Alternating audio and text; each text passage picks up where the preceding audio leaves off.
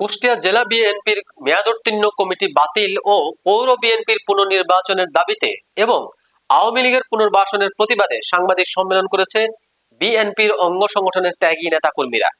বিস্তারিত থাকছে M A Shahin হোসেনের প্রতিবেদনে।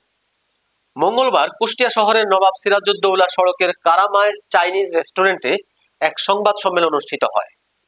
সংবাদ সম্মেলনে উপস্থিত ছিলেন কুষ্টিয়া সদর উপজেলা বিএনপির সাবেক আহ্বায়ক বশিরুল আলম চাঁদ, জেলা বিএনপির সাবেক যুগ্ম সাধারণ সম্পাদক কাজল মজুমদার, আব্দুর রাজ্জাক বাচ্চু, মিরাজুল ইসলাম রিন্টু, জেলা বিএনপির সাবেক সাংগঠনিক সম্পাদক অ্যাডভোকেট শামীমুর হাসান অপু সহ বিএনপির অঙ্গ ও সহযোগী সংগঠনের জেলা ও উপজেলা পর্যায়ের নেতৃবৃন্দ।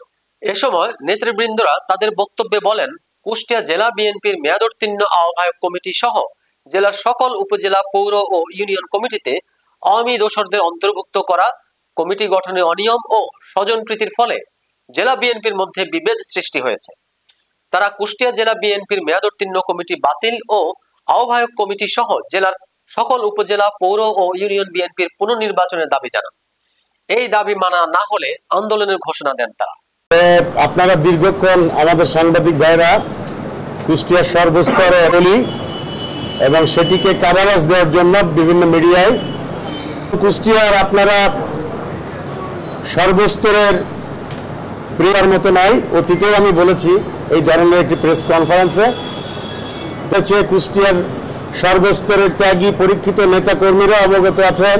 একটি কমিটি গঠন করা হয়েছিল 2 সদস্য বিশিষ্ট। প্রথমে আহ্বায়ক প্রায় 1 বছর হতে চলল, গত 15 আগস্ট তার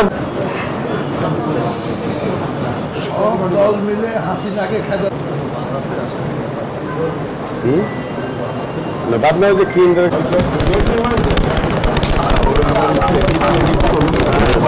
ভিডিওটা করবেন, ওরা ইয়ে পাবে, কিন্তু ওই আপনার আমাদের যে ভিডিও তো